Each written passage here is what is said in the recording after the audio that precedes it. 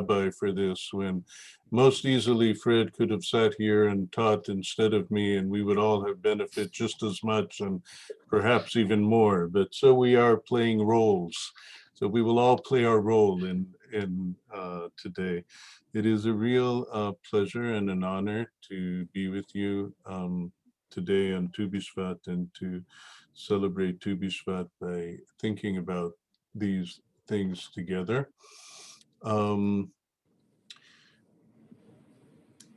So I think not everybody was in when Fred first said, so we're going to be doing a lot of back and forth with text today. So Fred has put a link to a Sefaria source sheet in the chat. You can access it there, and at particular moments I will also try to share the text on the screen that we can look at it together, and maybe Fred will put some parts of it in the, at least the English of it, in the chat, so there will be different ways to access the text that we're looking at together.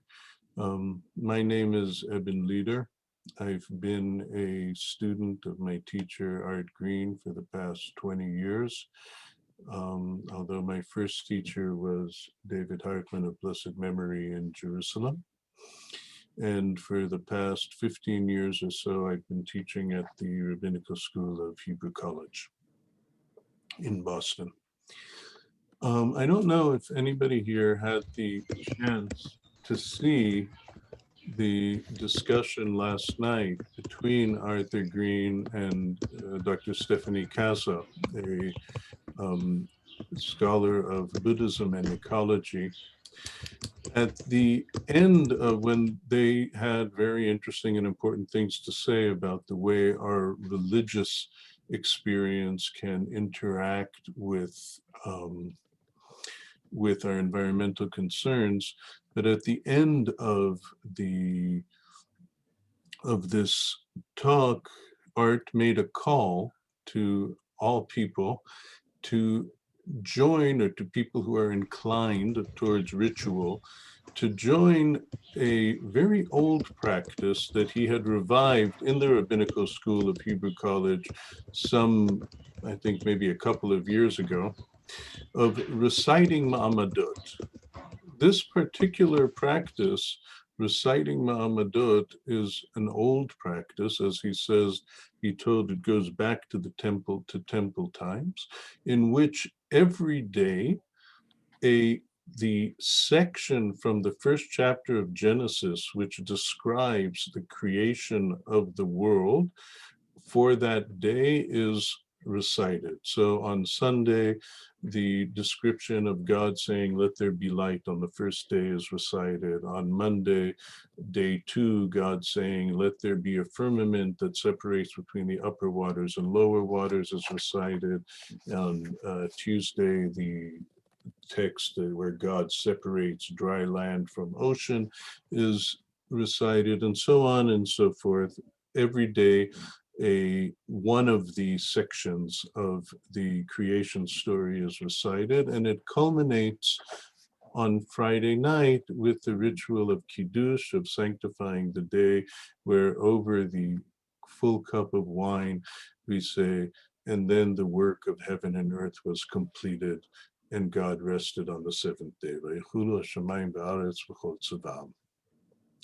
And he talked about sort of the theological context and his understanding of theology and of the theology of evolution, and why it would make sense to revive this practice, which had mostly fallen out of use in Jewish, and definitely in the liberal Jewish communities, but in most Jewish communities over the years. And although we had not planned it that way, my project for today is to talk a little bit about this ritual, about this idea of reintroducing the story of creation back into our regular liturgical life on a regular basis beyond what is already there, and sort of think about what it means for religious life for religious people, for religious consciousness? What are the kinds of buttons that it pushes or the things that it makes possible? So that's the project for today. I'm going to do some history and some contemporary stuff. My hope is to look a little bit at the historical background of how this ritual develops.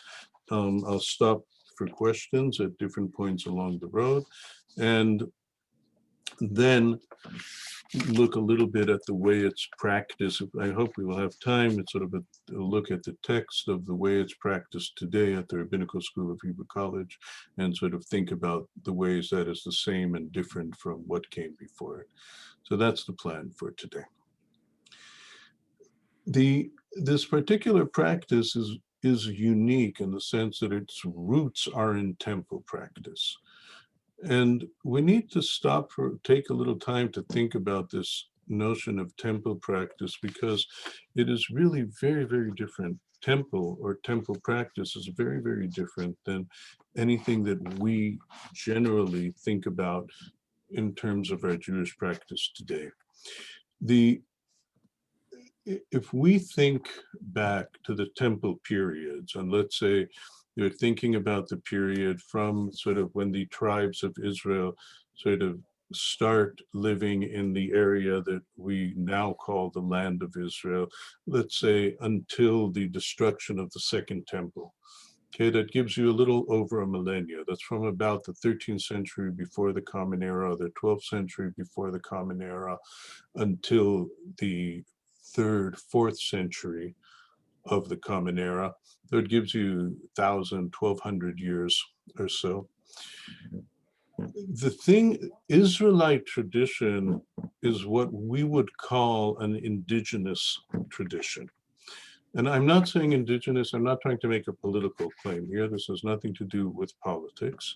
When I say it's an indigenous religion, what I mean is it's a religion and a culture that grows in relationship to a particular physical geographic location and sees itself rooted, impacted, and being part of that particular physical location, and sees its religious life and its ritual life as being part of that location.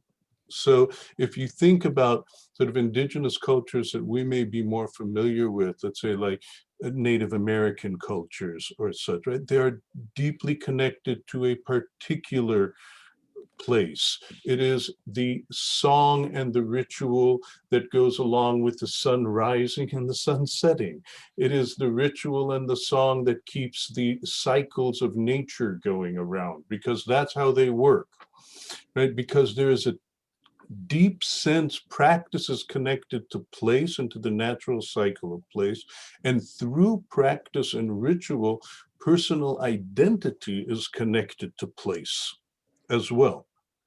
And we have been living, for the past 2 millennia as a people in exile, as a people who wandered. So it's almost hard for us to understand or to think about our religion to be the same as this Israelite religion, whose basic premises were somewhat different. So if you look, for instance, at, I'm going to start with a really, really famous text. It's from Pirkei Avot. It's the second Mishnah of Pirkei Avot, which Fred has already put in the chat, and I'll put it for 1 minute here on the shared screen, which I do not have permission to do at this point because participants' screen sharing has been disabled. We will try again in a second. Right. Right. There we go.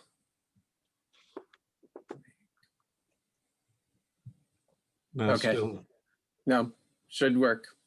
Okay, let's see. Oh, there we go. Good. Thank you. Okay, let me find this here. No.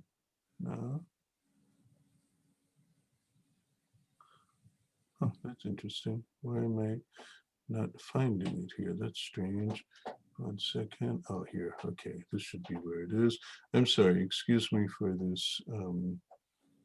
There we go. Sure. Yes, here we go. So a very famous and well-known text, Shimon HaTzadik haya misharei HaKnesset HaGedolah. This is after Pirkei Avot has tracked down the history of a sort of, it has created a story of transition from Moses down to its own time. And it says, Hu haya omer, he would say, al shlosha dvarim ha'olam omer. There are three things on which the world stands and establishes. Ala Torah, ala avodah, al gmilut chasadim. Right, there are three things that hold the world, that keep the world from collapsing: Torah, avodah, meaning the temple service, and gmilut chasadim, sort of the practice of kindness, which is then further articulated in Avot Rabbi Natan. What does it mean to say that the world is dependent on avodah, on the service of the temple? As long as the service of the temple exists, the world and all its dwellers are blessed. The rain comes in its time, as it says, to serve la'avah et Adonai Elohechem lo'avdo b'chol levavchem u'b'chol nafshechem. But when the service of the temple does not exist, the world and its dwellers are not blessed. The rain does not come in a timely fashion. Right, as it says, right, Yishamru lachem b'charaf Adonai b'chem, and so on. That is to say, we often think of these, we read this text and we have it immediately, oh, that's a punishment and reward kind of thing. You do the right thing, you're going to get the prize. You're going to do the bad thing, you're going to get a punishment. But there's a deeper sense in which what this text is doing is reflecting, sort of, it's at the tail end of the indigenous period of Israelite religion.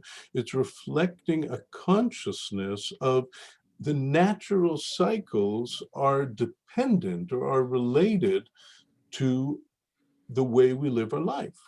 And blessing will be in the world if we enact our rituals. But that means that we have to think about our rituals insofar as they connect or are part of a natural cycle. And the natural cycle is not abstract. It is not, oh, we do something in the universe, which is, again, as an exilic people, the way we would have most often thought about this. It is very specific to a very specific place. So again, we're looking now at the Talmud. When a person lives in the land of Israel, it is like they have a God. But one who lives outside of the land, it is as if they did not have a God. For it says, Latet lachem et eretz Canaan liot lachem leElohim, to give you the land of Canaan and to be a God for you. So the relationship, the religion doesn't make any sense outside of the specific geographical, physical location in which it is born and created. Said even more explicitly in Sifrei, in an early Tannaitic midrash, describing the curse of going out into exile. You will soon perish or be lost in the land, therefore set these words upon your heart, in which then this is God speaking, despite the fact that I am exiling you from the land, mark yourself by the practice of mitzvot, so that when you come back, they will not be new to you. Thus, Yirmiyahu says, make markers for yourself. This verse refers to the mitzvot that mark the people of Israel. It's a striking, and even for us, a shocking text, because its primary assumption is that outside of the land of Israel, the whole system of commandments, of mitzvot, is meaningless. That my assumption would be that once I am no longer living on the land to which my practice is connected, to which my religion is connected, from which my spirituality has grown and developed, and into which it pours, there would be no point in doing any of these practices anymore. And so God has to show up and say, you're right. It makes no sense. It makes no sense for you to do any of these practices once you leave the land, but keep on doing them anyway. Why? because one day you're going to come back, and I don't want you to have to relearn everything all over again. Right? Make markers. It's a reminder. Right? Now, there's developed, the thing we call Judaism, right, is mostly developed in a diasporic consciousness, which is very different than the indigenous consciousness reflected in the text we're looking at today. But from the perspective of these texts, the fact that we are continuing to do the practice on other lands, on geography, in watersheds that have not created this practice, really does not have any meaning except for connecting us to a past and to a future in which our practice could be connected, again, to a specific piece of land. Now, again, there's a really interesting contemporary question to be asked about what does it mean to have a tradition that was indigenous, that became diasporic, and here we are in the 21st century wondering about the ways we can reconnect to earth and consciousness and environmental consciousness and so on and so forth.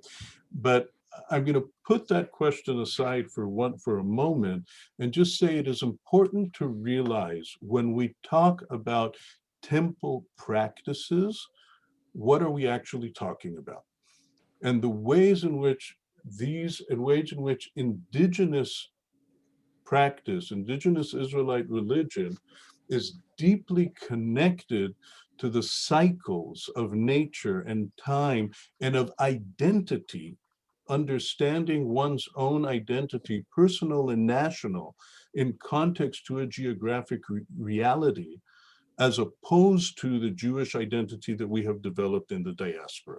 So we're going to move back into the diaspora thing in a little while, but for a moment, I just want to stop here and just understand this starting point for our discussion.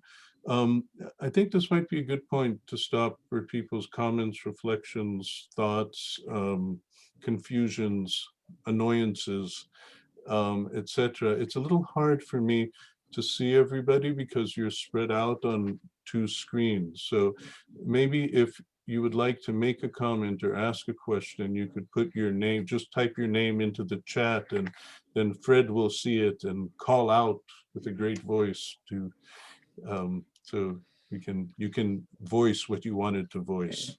Naharia, then Shana.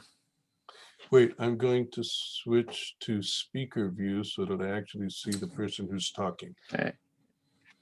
Hi, so this is Naharia.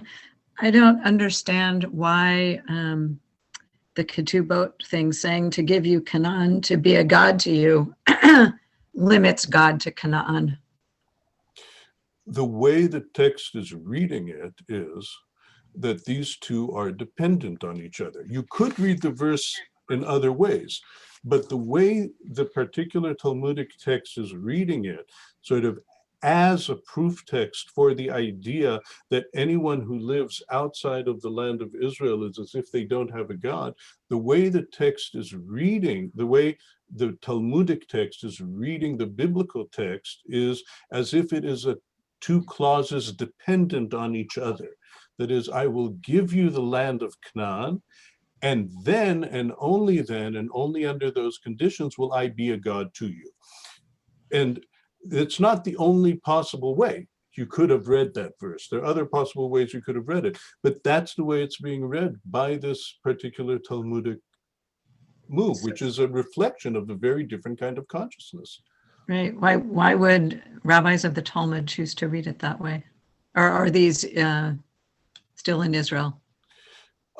These sages. Where the tradition comes from or not is that's in the messiness of teasing out the history of our texts, which are mixed up of all sorts of times and places and such. But I think we have to read this, as there are, of course, in the Talmudic literature, there are strong statements of people who are all for diasporic Judaism and having Babylon have primacy over the religion in Israel and so on.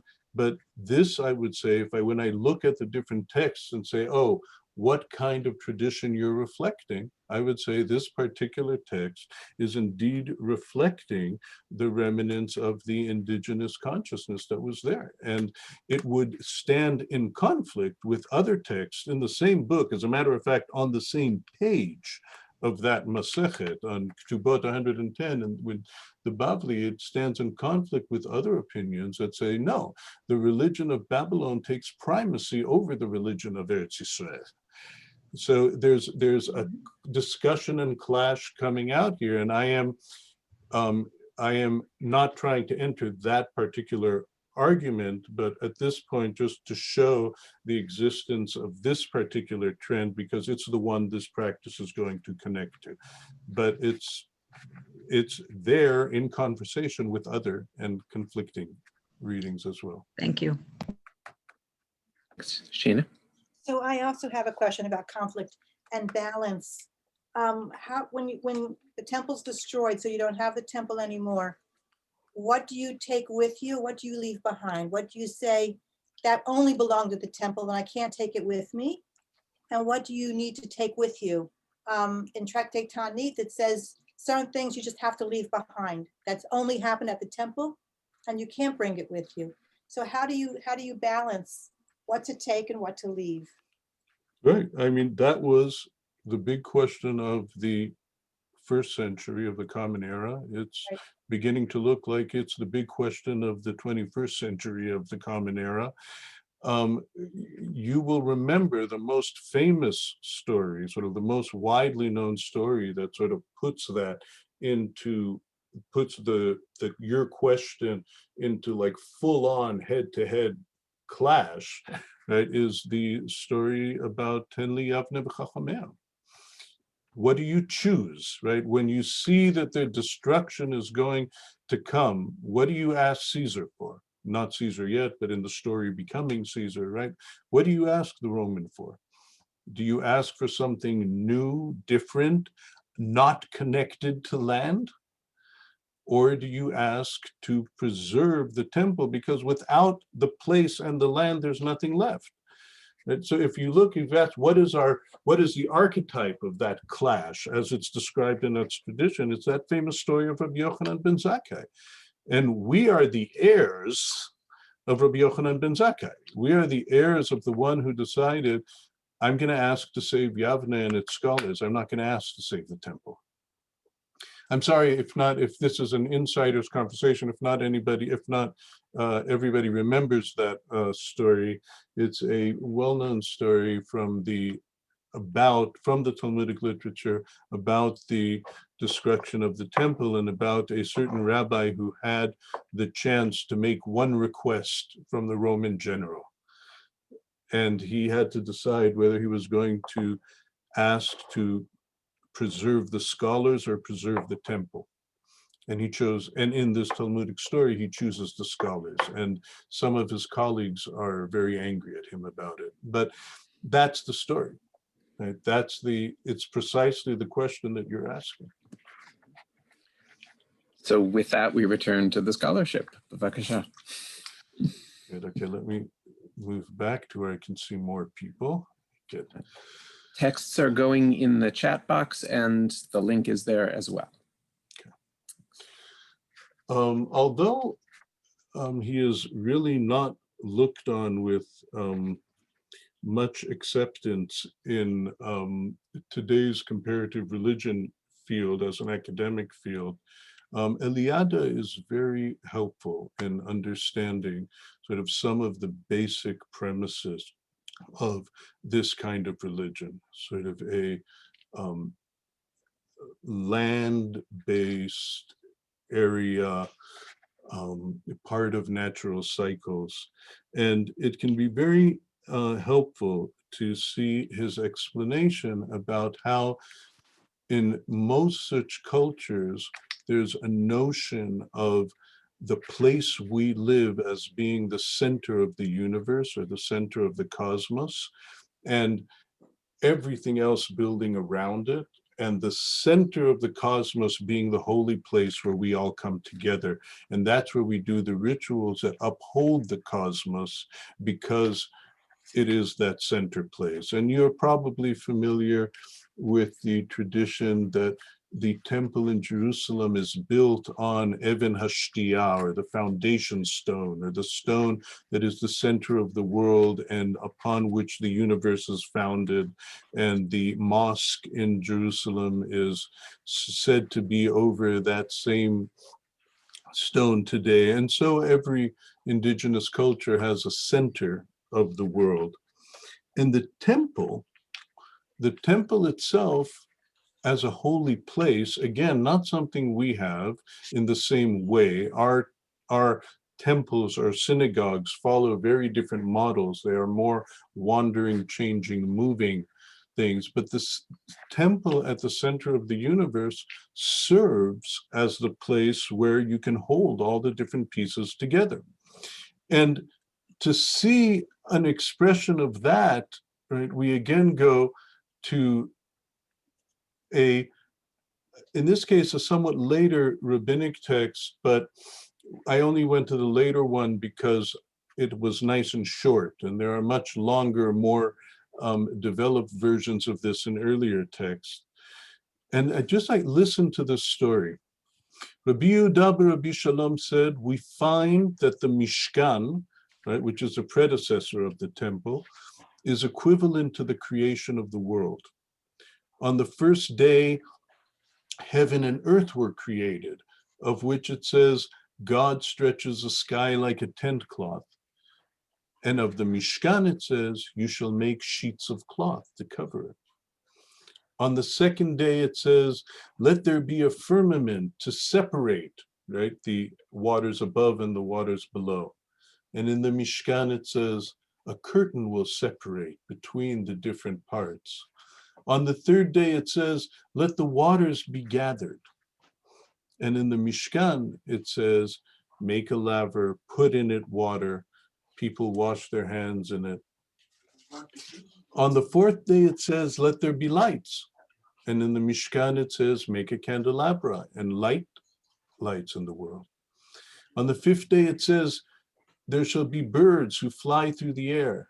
And in the Mishkan, it says the cherubs spread their wings, right? These are the figures who are over the Holy Ark, who spread their wings and cover it from above.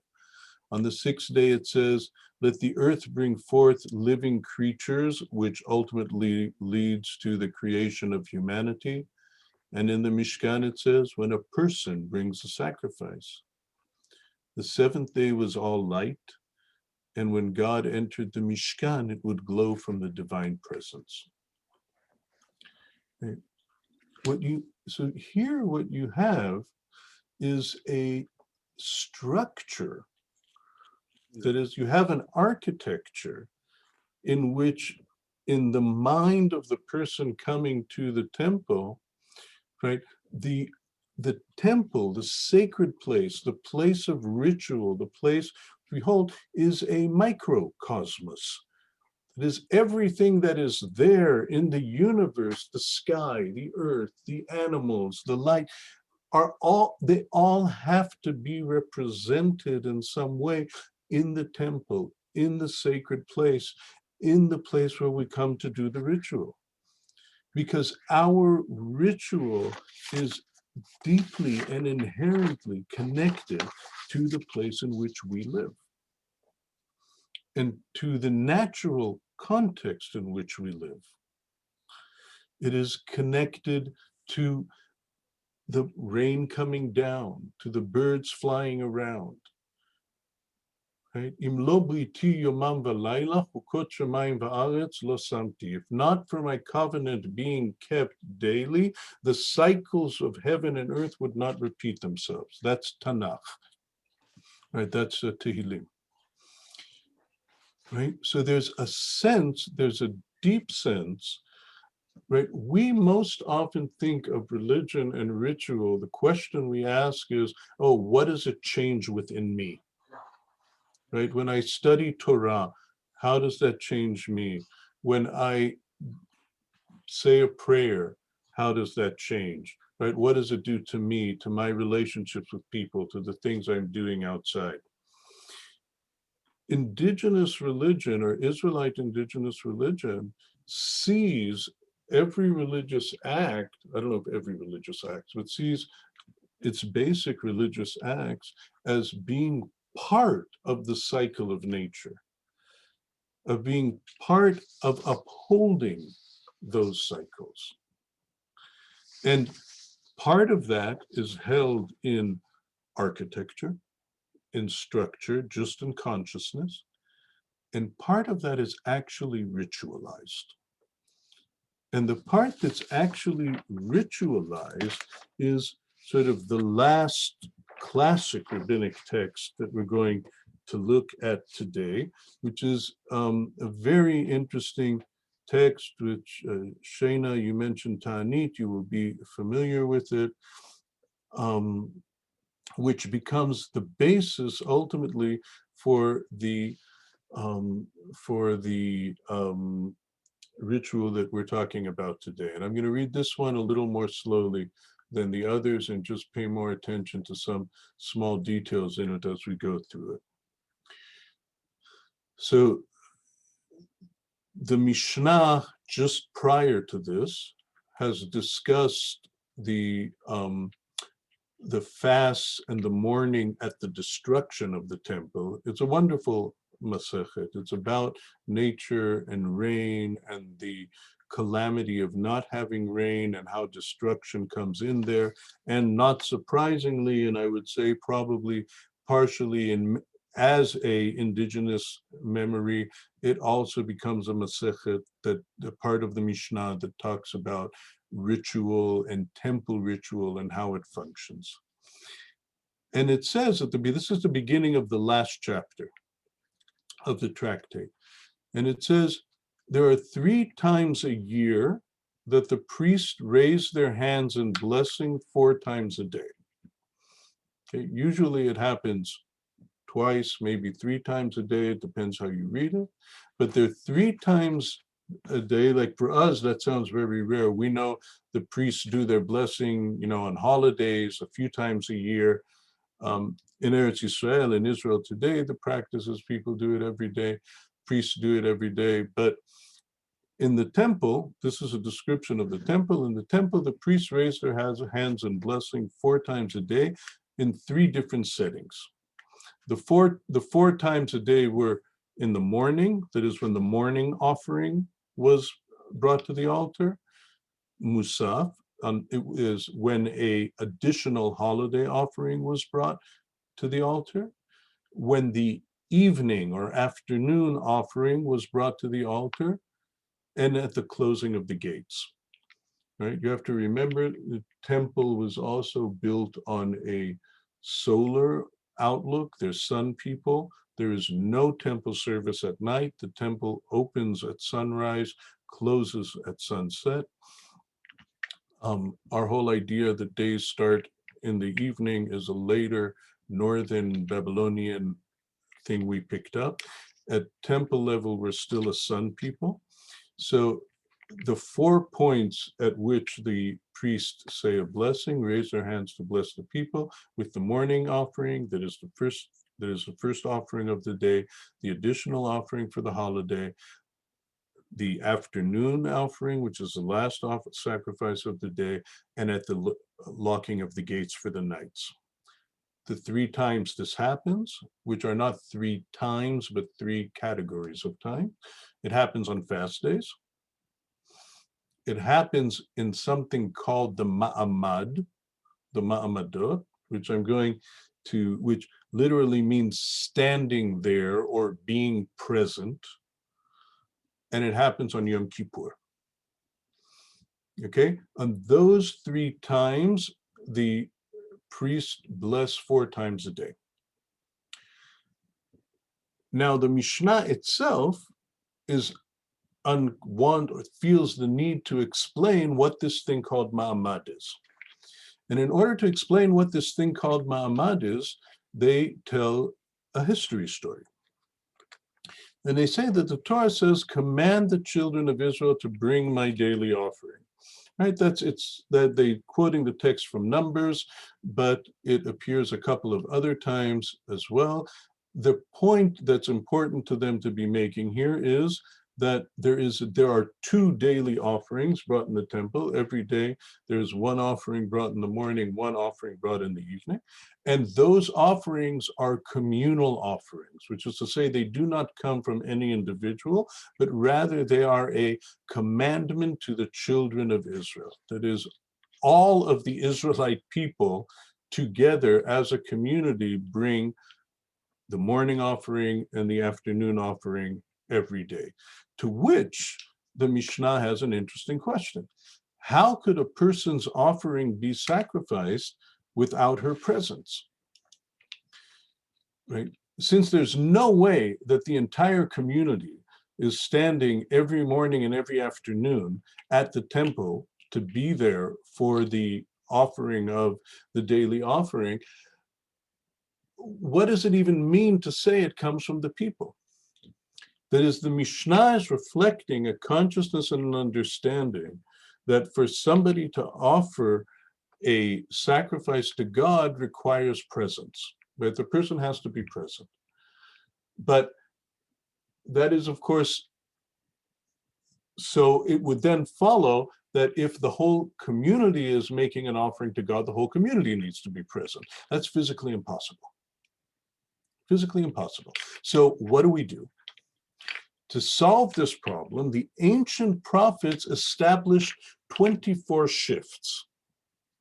Each shift includes a presence, a ma'amad, of priests, Levites, and Israelites.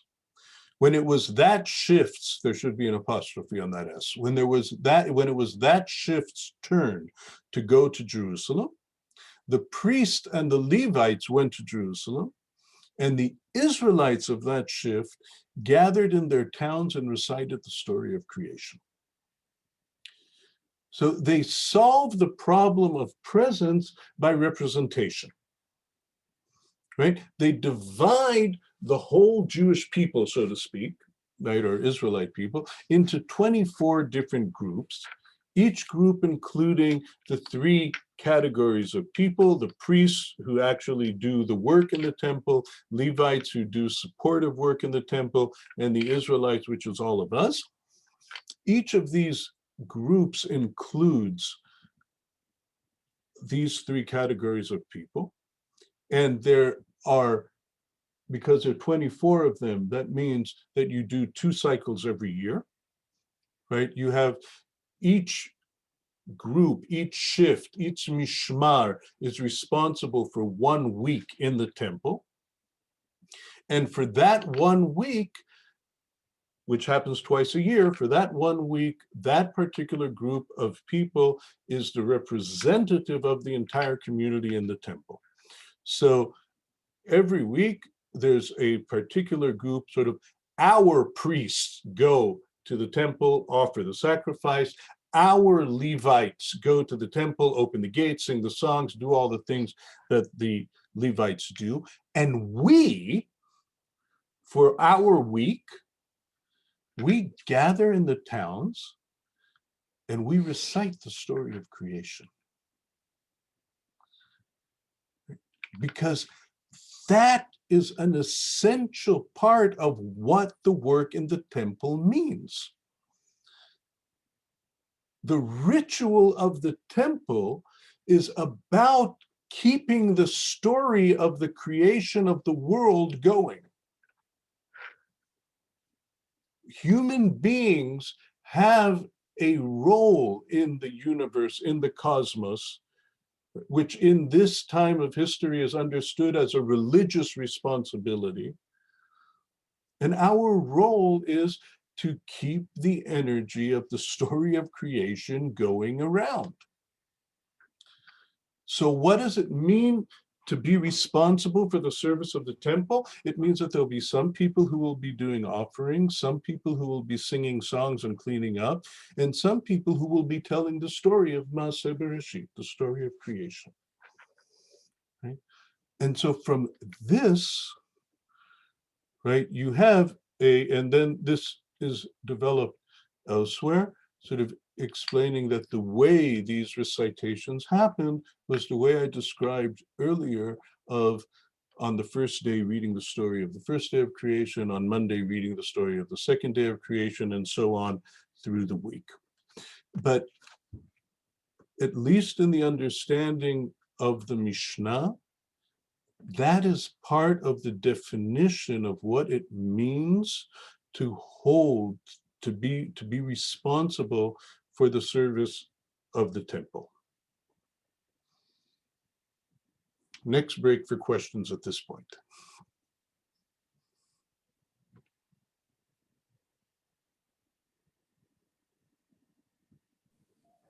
Rim, are you saying something?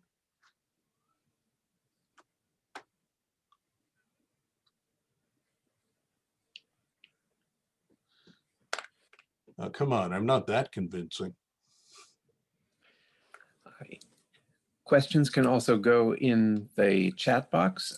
I will note that we're at 4:40 for what that's worth, and there's some beautiful Maamadot ahead. And Eben, if you can make the text a little wider so it fills the screen, then people can read it better. Great, thank you. Mm-hmm. Okay. Any thoughts or questions? Here we go. Is the Maamadot made up, or is it a projection, or do we have historicity for it? Okay, that's a good question. That's a good question. Here's the thing. At least we have continuity for it. Even if we don't, that is, it's hard to say we don't have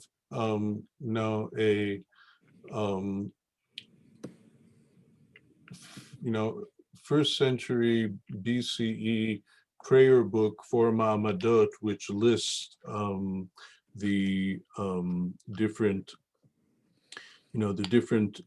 parts to say every day.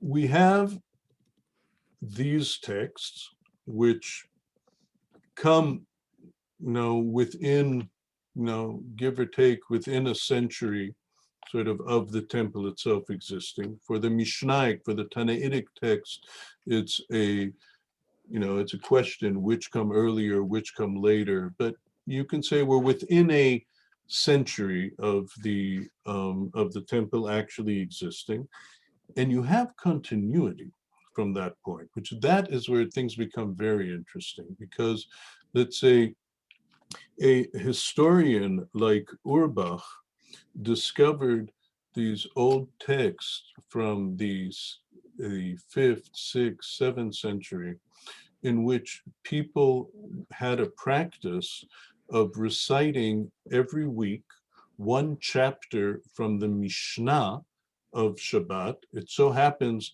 that the tractate of the Mishnah dedicated to Shabbat has 24 chapters to it. And alongside each chapter, alongside the chanting of each chapter, comes also the name of the particular family of priests that was the shift of that week. So you have very early on, you have a remnants of this practice existing in archaeological findings. That is, not from the temple period, but that a few hundred years afterwards, there were still communities who were still holding the memory of the practice of that kind of year cycle, that the year is divided into 2 24-week cycles, and that each cycle, each week is devoted to a different priestly family. And they had lists of the names of which families was the learning of that week of Mishnah dedicated to. So there's a lot of continuity in this. I would say probably the texts we're looking at now, these Tannaitic texts, or the one we're looking at and a few others about it, are probably the earliest written text we have for it. And I say they come, within 50, 100 years or so of the existence of the temple. But there is after that a continuity of the practice that goes on. What happens then a couple of centuries later, like by the period of Hasidei Ashkenaz in the 11th and 12th century, you already have developments of this ritual.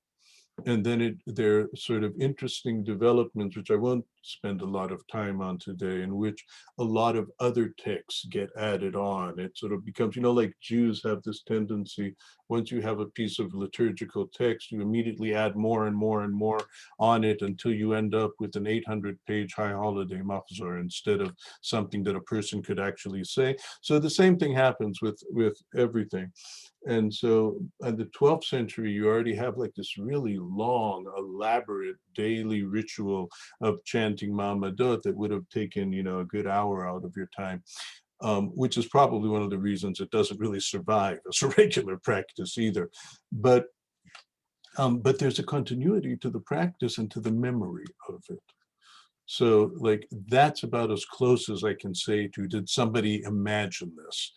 Like, its roots are really close to the actual happening, and there's a continuity of the memory.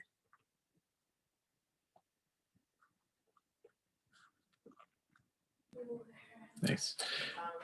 Might be a similar answer to Shemitah's own historicity, and lots of talk about that as well in these coming days at the Climate Fest. Next test and the link coming up. So that's what you have, right? You have this old story of something that happened in the temple, and you had a history of it sort of being recited by different communities in different contexts and different times.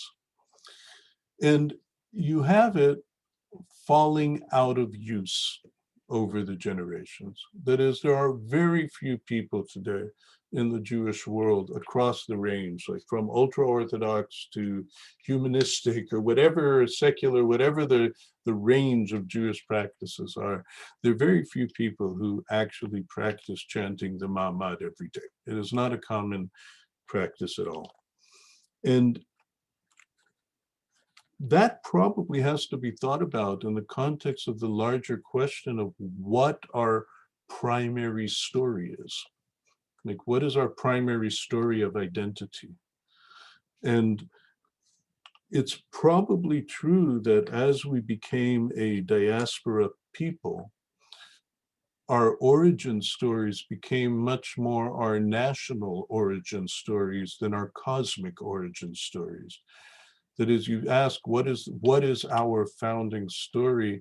It's probably easier for us to think of it as, oh, our founding story is there was Abraham and Sarah and Isaac and Rebecca, and then the people were slaves in Egypt, and then we got redeemed from Egypt, and we received Torah. Like, those are our foundation stories. I mean, it's foundational to the extent that the first Rashi commentary on the Torah, when we start the book of Genesis, the first Rashi asked, why do we need this? Like, why is this an important story at all? We should have started in the book of Exodus, where God begins a relationship with the people of Israel and gives the first mitzvot and gives the foundational. That's the first commentary of Rashi on the Torah. The first verse is, what do we need this story for? And then he gives some reason of what you need the story for. But I'm not so interested in Rashi's answer as I'm interested in the consciousness that it reflects, which is that our primary foundational identity story is not the story of Genesis. It's a story of the people, the wanderers, Egypt, slave, coming out of Egypt, relationship with God, receiving Torah. That's our foundational story, not the story of the creation of the world. But if you think about a community whose main practice is reading the story of the creation of the world, right? There's a shift in what your foundational story and your foundational sense of identity is. So as we became less and less connected to specific place, to specific land, to land-based practices, we lost our sense of, oh, what we are doing is part of the natural cycles of the existence of the cosmos. We also lost the importance of the story of creation as a foundational identity story. So the practices, it made sense for the practices that were focused around that story to sort of fall by the wayside as well. And here we come into the 20th century, right? And in the 20th century, we have this new challenge in which we discover that we have been given the power to make this planet unlivable for the human beings that live on it. Right? And we have to look, and this is a long, and in that sense, I really am continuing the conversation from last night, which I'm not going to do the whole conversation now, but there's a real sense that religion has an important role for those of us who engage in it. And I would say probably for many people in the world at this point, has an important role in shaping consciousness. And if we don't reshape our consciousness and who we are in our imagination, then we are going to continue doing what we're already doing, and we're going to make our planet unlivable. And so one of the things my teacher, Art Green, has been pushing for the past couple of decades is the centrality, reclaiming the centrality of the creation story as a foundational identity story.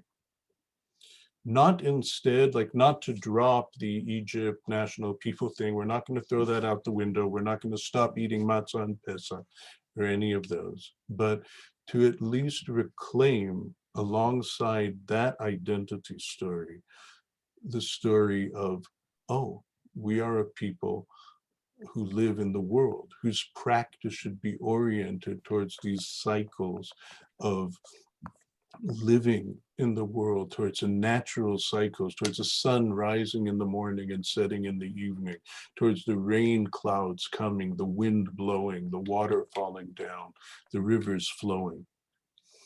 Right? That should be part of our identity forming stories.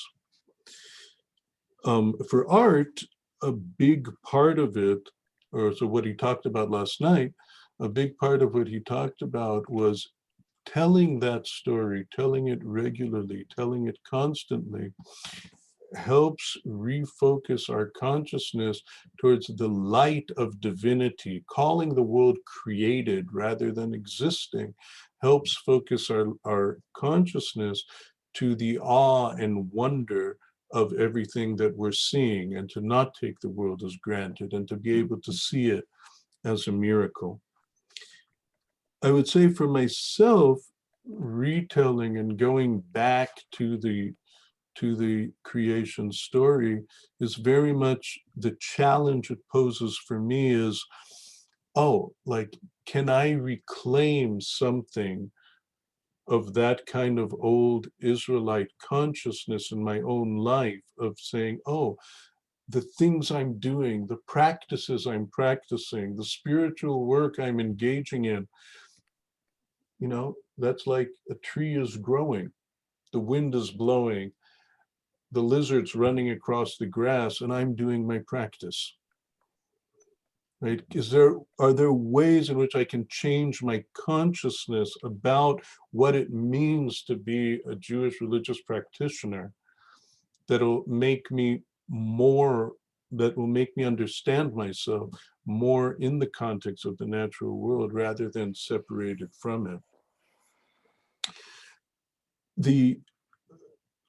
So for the past, I think, I don't know, now it's, yeah, at least 2, 3, 4 years or something, The practice has been at the rabbinical school to just read that, to just every day at the end of morning services, to read the section from the Torah of that describes the creation of that day, which is a funny thing because it's a pluralistic rabbinical school. So you have different versions of prayer happening every day. And oftentimes you come in and you don't even know what's going to happen and something. And the one consistent, in a way, they know at the end of prayer, there's going to be Mourner's Kaddish and there's going to be Maamadot. Like those are the two things that are going to happen at the end of the service.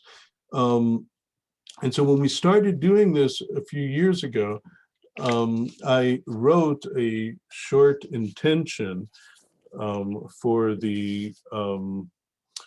this practice, which is the last piece of text I'm going to share today. And it touches on some of the things that I think that, in my understanding, sort of make this a meaningful practice for us today where we are. It follows the formula, it follows the old Kabbalistic formula of stating intentions before doing any ritual act. Sort of it's one of the things that would actually be also interesting for us to think about more widely. There is a very old Kabbalistic tradition of, before engaging in any act, articulating in words, what am I doing? How am I going about this? What is my goal? What do I hope will happen from this? And so this is a tradition. It's the most common form of such intentions, usually begin with the phrase, Hashem yichud kudsha brichu u'shchinte. That is, I am doing this for the sake of unifying the Holy Blessed One and the presence. And if you look at this, oh wait, here, I'll put it on the screen. 1 second. Share. Okay. Fred, is that wide enough, or is, because it's spread? If you have a screen or on the touchpad and can kind of diagonal it, we'd be able to see it better. It's also English only is in the chat box as well. Maybe if I make it larger, did that help anything? Not Because really. It became larger within the same column. Because no worries. All right, because it spreads across, maybe if I knock this out, it spreads across the whole screen on my computer. I'm not sure why it doesn't on the other one. But can you see the text? No worries. Thank you. You can see the text? Yeah, okay. So the first section is pretty much a traditional introduction. It is, what am I doing this for? I am doing this for the sake of unifying the Holy Blessed One in its presence, in fear and in love, to unite the divine name Yud-He with the divine name Vav-He in complete unity on behalf of the people of Israel and on behalf of all creatures above and below. We could spend a lot of time on each one of the elements of this, which I'm not going to do because that's sort of an intro to a lot of basic framework of Kabbalah thinking. But I'll just say like a few small things, al regel achat, as we say, on one foot, right? The Holy Blessed One and the presence, right, are usually understood as the way God is present in what is, that's the presence, and the way God is present in possibility and what could be, right? And our role in life is to try to bridge the gap between those two, to bring together what is God as God is present in what is, to bring that together with until it is united with God's presence as what could be. That is, a yichud, kuchabriku, and shchinte means that's where we live. We live on that ongoing project of trying to bring those two together, because they're both manifestations of God, they're both manifestations of the divine, that we're trying to bring them not to be so different from each other. That is, that which is and that which could be. Right? It is not an intellectual project, it's a deeply emotional project in which we engage with sort of the primary catchwords for emotional engagement are fear and love. They create a binary kind of the ones we like or afraid of, the emotions of putting distance in vis-a-vis the emotions of growing closer. I'm gonna ignore for a second the next unification of Yud-He and Vav-He in complete unity on behalf of the people of Israel, which is very standard in saying you don't pray for yourself. Like Isaac Luria said to his students, you should know you're standing in prayer is because you're together with your friends. Like you only as part of something greater can you stand in prayer. You always have to ask yourself whenever you stand in prayer, how am I part of something greater? So the traditional beginning of the orientation says, yes, I am asking for myself, and I'm asking on behalf of all of Israel. And in our present consciousness, I added the next phrase as well. That is, I expanded that sense of belonging, of being part of something greater, not just being part of the people of Israel, but on behalf of all creatures above and below. Right, so that's a classic Kabbalistic statement of intention, which then goes into the details of this particular practice. I pause to recite the story of whichever it happens to be, the day I'm reciting, right, the first day, the second day, the third day of creation, which is part of the greater story of creation, all made of one, a weave in which every part is connected and none is ever lost. The whole sequence of phrases, of Hebrew phrases used in this sentence, all come from the construction of the Mishkan, of the tabernacle.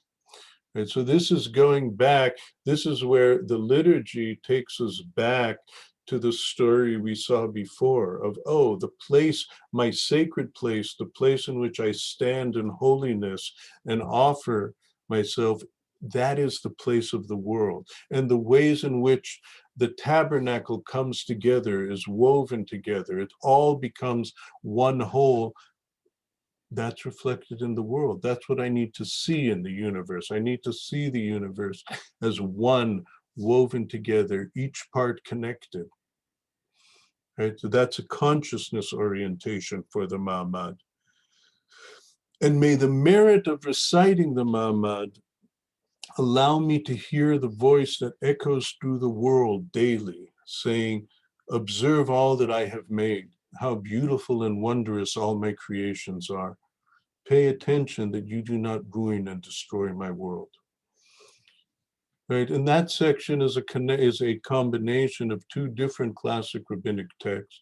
One which tells the story of God taking the first Adam to the garden and telling him these words. That is, this is a quote from that probably 3rd or 4th century Midrash, when God takes the first Adam to the garden and says, look, observe all I have made, how beautiful it is. Do not ruin and destroy the world. And that's the meaning, that's sort of the Midrash playing out the biblical statement that God put Adam in the garden, le'obdav le'shomra, right, to care for and preserve it. But it's mixed with another classic rabbinic tradition that says that there are these voices that call out to people every day from Sinai and say, like, are you doing what you need to do in the world? And the Baal Shem Tov, the founder of Hasidism, said, well, if these voices are calling out from Sinai, why doesn't anybody ever hear them if they're being called out every day? And his answer is, you do hear them. Whenever there's a moment of conscience that awakens in you, what you're hearing is that voice coming out from Sinai. So this part, or this paragraph, right, is expressing the hope that through this recitation, right, I will internally be able to hear that voice, right, the voice calling on me to see the beauty and the wonder, and to understand that it is my responsibility not to ruin and destroy it. And may I merit being counted among those who construct and not among those who cause damage. And may I merit to hear the voice that proclaims, say to Zion, you are my people, not just my nation, but those who are truly with me, those who partner with me in creation of heaven and earth through speech. That's a Zohar that plays on the words, lihyot imi, amiata, you are my people, which if you change the vowels of the Hebrew word, ami, my people, becomes imi, together with me. And the Zohar reads it as God calling out to humanity to be partners, right? Not just to be, the people who live under the king, but to be my partners in the creation of the world, right? In the creation of heaven and earth through speech. And now we go back to a really traditionalist kavanah. May my reciting of this Ma'amad be effective, as if I had recited it with the proper care and attention to all of the details and attention, and to the 613 practices that depend on it, because once everything is a weave, one piece depends on all of the others, for they are all connected to it. Amen, Selah. And this is Norman Fisher's translation of the verse from Songs, Vihi Noam, light my path with your beauty, that all I do is inspired. Yes, establish my life in you, and let all that I do be yours. And then following that, one reads the section, the story of the creation of that particular day. So that's the contemporary practice, and that's the history and the background and the orientation of that particular practice. And that was Art's call last night, sort of for people to adopt this practice of the Maamadot really as a way to shift our own sense of identity and what our foundational story is, sort of to help create the new imagining of self that will actually allow us to change in the ways we need to change if we are going to be able to keep this planet inhabitable by humans. Your turn. Fantastic Torah. We have a few more minutes together. Kol hakavod, hamon toda. Anne and Rim ask whether the text that you wrote for the Maamadot practice, with all of its rich allusions to tradition, is itself printed anywhere with its own hyperlinks. On Safaria, it's one text, but it could be its own subject of text study. If you want, I will send you the annotated version of that. There's a footnoted version I'll send you. I think everyone here would love that. Let me think if I can do something quick with that. Could I do something quick with that? I don't know. We'll have to figure it out somehow, what to do with that. Yeah. Okay. Stay tuned. Look up Safaria and I could put it on. I could put on a Safaria. Actually, you could look for it under my name, and I'll put it on Safaria. That's not a bad idea, Fred. I'll put it on Safaria, and you can find it under my name. Okay. Bli neder, but it would be wonderful. Thank you.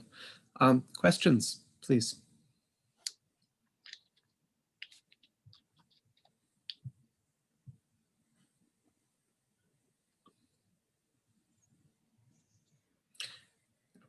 while we wait for people to formulate, I'll just note that the last text, I believe, was Psalm 90, Davka, which is about our mortality and common in funerary contexts. And there's something incredibly powerful and literally grounding, me'afar le'afar, about having the final note here be that what we do matters, but it matters in a very finite context up against Kudshabrihu Shinte, which is in the realm of the infinite. And that level of humility of Anava is itself something very important to ground a larger ethic of taking up our right amount of space within creation. Nice, thank you. I have one comment and question. There's no text in the Bible that causes greater conflict and controversy with science than the creation story. I mean, I think that's truism in the 21st century. And I know that in Art's book, Radical Judaism, he encourages modern Jewish thinkers to embrace science.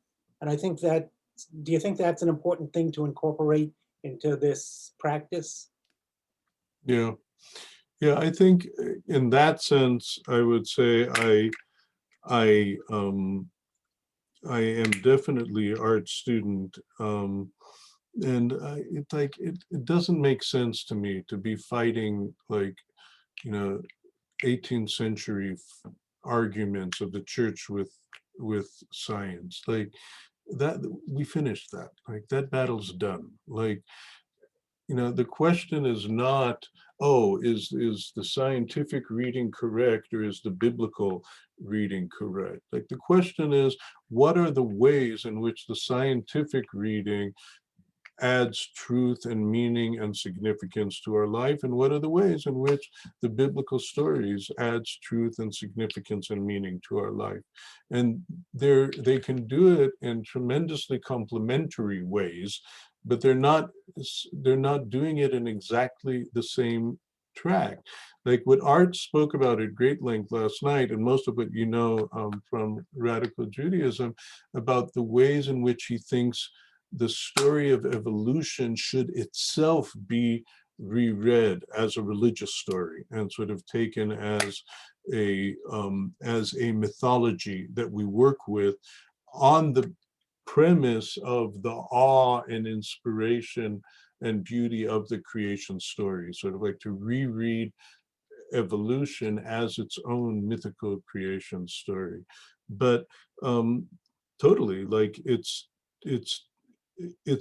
one of the weird, I think, in my personal opinion, manifestations of some kind of a neo-fundamentalism that has sort of like suddenly revived some of these 200-year-old arguments and made them like the central religious issue. Like, I really don't think that argument is a central religious issue. It's like, been there, done that, seen the movie, got the t-shirt, ready to move on. Nice. If we're moving on to action, I just wanted to make sure we said before 5:15 to thank everyone for being part of the Big Bold Jewish Climate Festival, where there is a lot more Torah still to unfold in the next 3 days or so, literally over 100 yet to go. So please return to jewishclimatefest.org and take advantage of that range.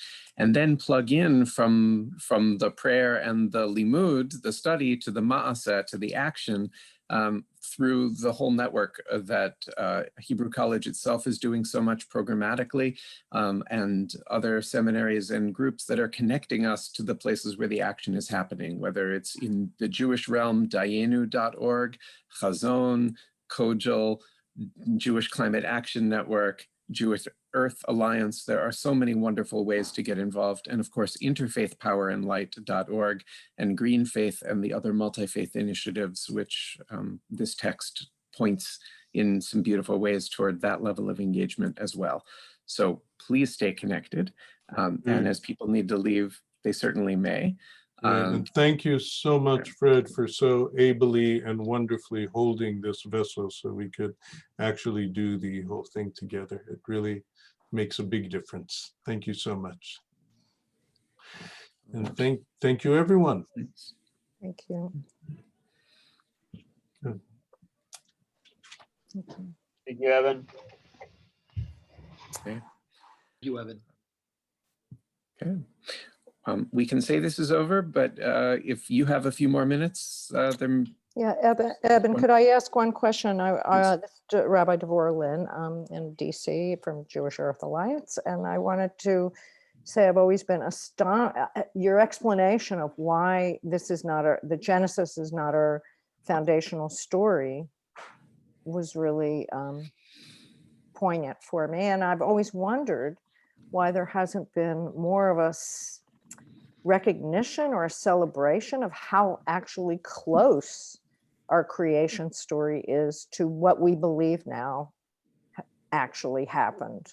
That if we say let there be light is let there be electrons, and and also just the Luria Big Bang, and it's astonishing to me. Is it divine inspiration?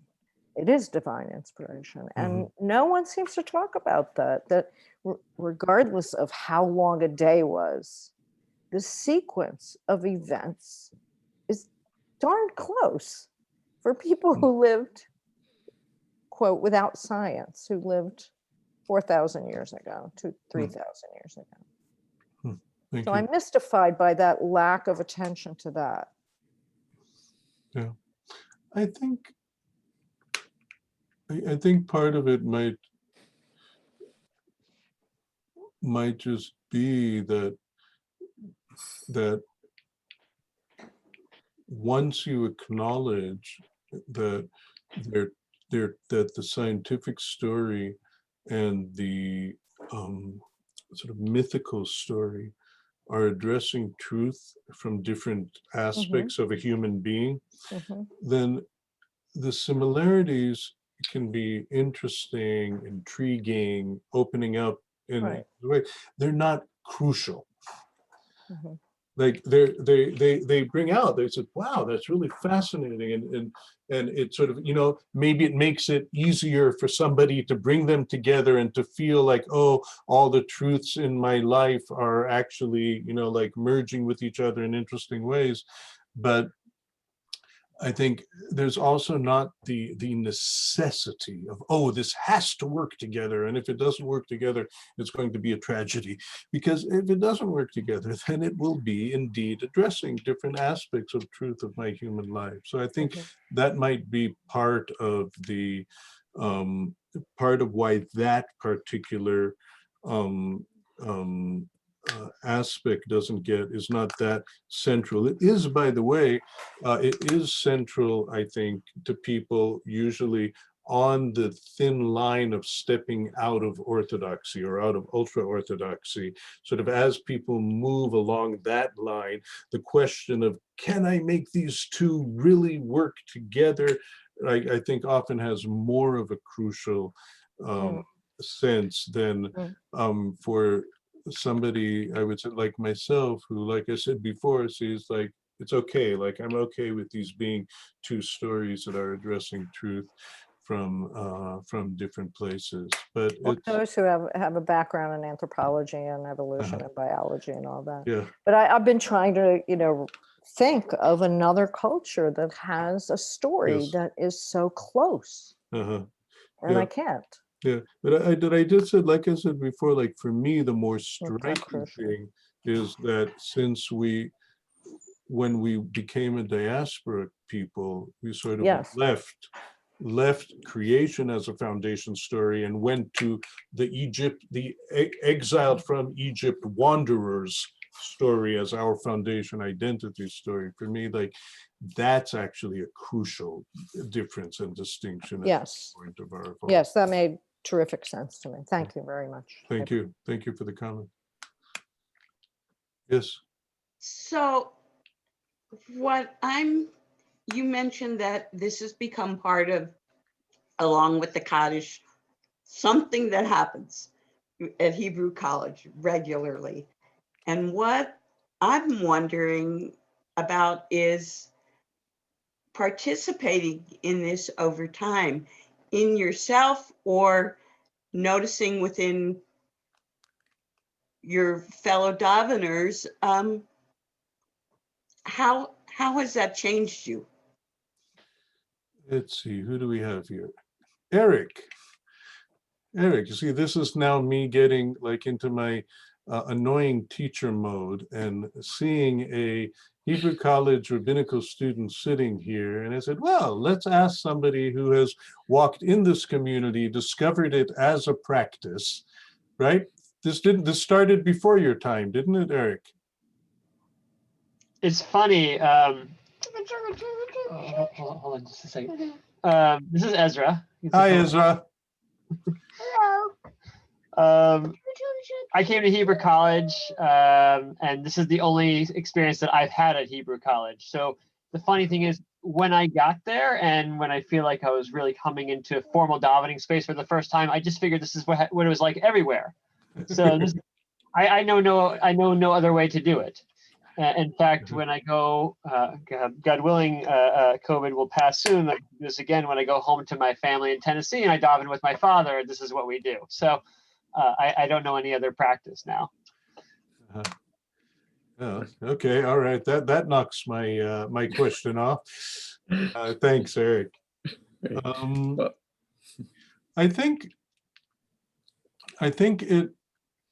I think like any other practice, it has impact insofar as it's part of a larger web of practice, thinking, working. Like, I assume if that was the, you know, the one thing I was doing, like, okay, I'm going to say these, you know, 2 or 3 verses from Torah every morning. I don't know, like, what kind of impact it would have to do, but I would say it creates connections and associations in my life with other things that I'm doing and with other parts of consciousness. It becomes like another point where strings come together and sort of things coalesce, and oh, that makes sense. So it becomes a meaningful part of a weave.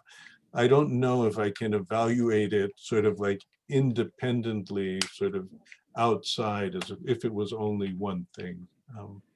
But I will say it has become a significant part of the sort of weave of practices of my learning and my teaching and my liturgical practice. It's sort of like, oh, look, like these different things fit together and they sort of try to make something come together. Like, in that sense, I would definitely say it's been meaningful. Edmund, do you mind if I add on as your student, just to come back to, you're calling me out here. You know, I think ecological consciousness is certainly a part of it, having learned this practice from you and from Art. And for me personally, and this may reflect some of what you just said, I think there's definitely a sense of, you know, you talked earlier in this, and I've heard you mention many times about, you know, when you are getting involved in a practice, it has to move you in some, you know, in some form or fashion. And I think this is certainly the same. And so there's certainly a consciousness as a result of going through the process of tefillah and being aware that we're part of a greater network. There's certainly a consciousness that everything that I've just said in my davening makes me one part of a greater whole. So there's an awareness as I'm going through not only the davening, but also setting forward into the work of the day, that everything I'm doing is not just for me, the student sitting there, but in fact, I'm doing this as my small part of influence in the world that I inhabit. Nice. Your fellow Bostonian Rabbi Tova Spitzer is working on a book on metaphorical theology and the power of framing that includes the very names that we use for Hashem and the difference between Mayim or Eish or Tzur as opposed to Adonai or Melech or Av. And that we have this incredibly rich toolkit. Similarly, we have all these beautiful traditions. And if you choose to recite Maamadot compared to the other pieces of liturgy that you might either ancient or modern incorporate into daily or weekly practice, it's part of that larger frame. And the frame actually creates its own reality, although it's of course a dance, right? We were motivated to create this frame, and then the frame keeps us going. Yeah. And how lucky for you, Eric, to say this is my normative Judaism, right? Just like Ezra, you're lucky to have Torah like this as the background chatter while you play. That's pretty cool. You remember over the summer when we did more davening together, we also said some of the creation story. You remember that? Now I'm putting you on the spot. No. Okay, all right, we'll call it a night. Mhm. Thank you all so much. Great. Good night and end of Tu B'Shvat Sameach to everyone. The last moments of Tu B'Shvat. Bye, Fred. Thank you. Yeah, thank you. Okay.